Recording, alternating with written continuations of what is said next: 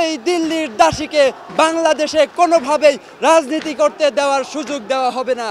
Medical bed ছেড়ে আজকে আমরা খুঁজে হাসিনার এই আজকে ৩৫ নম্বর বাড়িতে এসে ভাঙচুর শুরু করছি। তারা যখনই বিপদে পড়ে ভারতে তাদের মূলে সেখানে যায় পালায়। বাংলাদেশে যতবার ফ্যাসিবাদের কিবলা তৈরি হবে ততবার ফ্যাসিবাদের যতগুলো বিল্ডিং থাকবে কিবলা থাকবে প্রতিটা কিবলার ইট বাংলাদেশের মানুষ বিপ্লবী ছাত্র জনতা খুলে নিয়ে আসবে।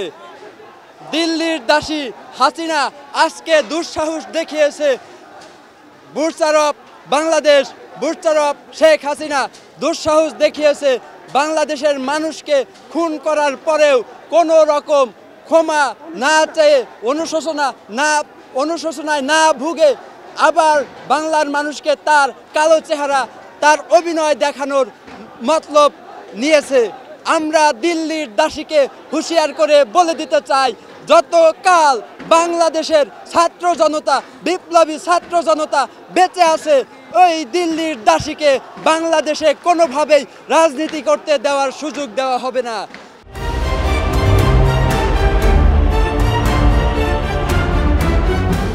16 বছরের পুঞ্জীবিত ক্ষোভ যেটা বাস্তবে রূপ নিচ্ছে, কারণ 16 বছর সাধারণ মানুষকে ভোট দিতে তো দেয় নাই। আমাদের দেশের সমস্ত সম্পত্তি ইন্ডিয়াকে দিয়ে দিয়েছে, যার আমাদের দেশের সাধারণ মানুষ সেটা ভুক্তভোগী। জিনিসপত্রের দাম ঊর্ধ্বগতি, কারণ আমাদের দেশের টোটাল সম্পদের 75% হাসিনা ভারতকে দিয়ে দিয়েছে।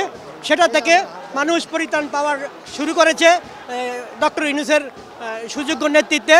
সেটা থেকে মানুষ পরিত্রাণ পাবে এই আশা, এবং মানুষ 16 বছরের যেই পুঞ্জীবিত ক্ষোভ সেটা 32 নম্বর ভাঙার মধ্য দিয়ে শেষ হবে আশা করি ইনশাল্লাহ। Thank you. 5 আগস্টে খুনি হাসিনার গণভবন ঘেরাও করার জন্য আমি গাজীপুর থেকে রওনা দেওয়ার সময় ফেসিবাদের যে আপনার যে দোসর ছিল, তার যে দালাল পুলিশ ছিল, আমাকে পরিকল্পিতভাবে গুলি করে। এই গুলির কারণে আজকে আমার ডান হাত পঙ্গু। আমি এখনও পিজি হাসপাতালে ভর্তি আছি। আপনারা জানেন এই পিজি হাসপাতাল বা এখনও যারা বিভিন্ন হাসপাতাল থেকে আছে, এই যখন ফেসিবাদের কথা শুনছে যে আজকে 32 নম্বরের বাড়ি ভাঙচুর করা হবে, আজকে আমরা মেডিকেলে শুয়ে থাকতে পারি নেই। মেডিকেল বেড ছেড়ে আজকে আমরা খুঁজে হাসিনার এই আজকে 33 নম্বর বাড়িতে এসে ভাঙচুর শুরু করছি। আপনারা জানেন, আপনারা যারা ছাত্র জনতার আন্দোলনে ছিলেন, এই বাংলাদেশের জনগণ কখনো মানবে না যে এই খুনি হাসিনার যতদিন না পর্যন্ত বিচার হয়েছে, ততদিন না পর্যন্ত খুনি হাসিনার এই আপনার ফাঁসি দিয়ে হয়েছে, ততদিন পর্যন্ত আমরা যারা ছাত্র জনতা আছি, যারা মেডিকেলে আছি, যারা আমরা পঙ্গুত্ববরণ করছি, আমাদের 22,000 ভাই এখনও আহত, প্রায় 2,000 প্লাস ভাই নিহত। এদের রক্তের সাথে যদি যে কোনো ভাই কোনো রাজনৈতিক দলের ভাই যদি বেইমানি করে, আমরা ছাত্র জনতা বলতেছি তাদেরকে আমরা কখনো সাথ দেবো না, কখনো ক্ষমা করব না। আমরা জানি 71-এর স্বাধীনতার পর আমাদের শেখ মুজিবুর রহমান তথাকথিত জাতির পিতা যিনি, সে আমাদের যে জুলুম আমাদের দেশের বিরুদ্ধে যে অন্যায় অবিচার শুরু করেছিল, যার কারণে 75-এ সে বাকশাল তৈরি করেছিল এবং সকল জনসাধারণের যত রকম অধিকার সে লুণ্ঠন করেছিল। তারই ধারাবাহিকতায় হাসিনা গত 16 বছর তার ফেসিবাদ আমাদের সমাজে কায়েম করেছিল এবং অঝরে আমাদের যত সাধারণ মানুষ আছে এবং যত যারা অন্যায়ের প্রতিবাদে যারা দাঁড়িয়েছে তাদেরকে শেষ করে দিয়েছে, তাদের পরিবারকে শেষ করে দিয়েছে এবং আমাদের এই 16 বছরে $94 বিলিয়ন আমাদের দেশ থেকে পাচার করেছে, যার ভুক্তভোগী আমরা সকলে। খুনি পেতার তাদের মূল হচ্ছে ভারতেই।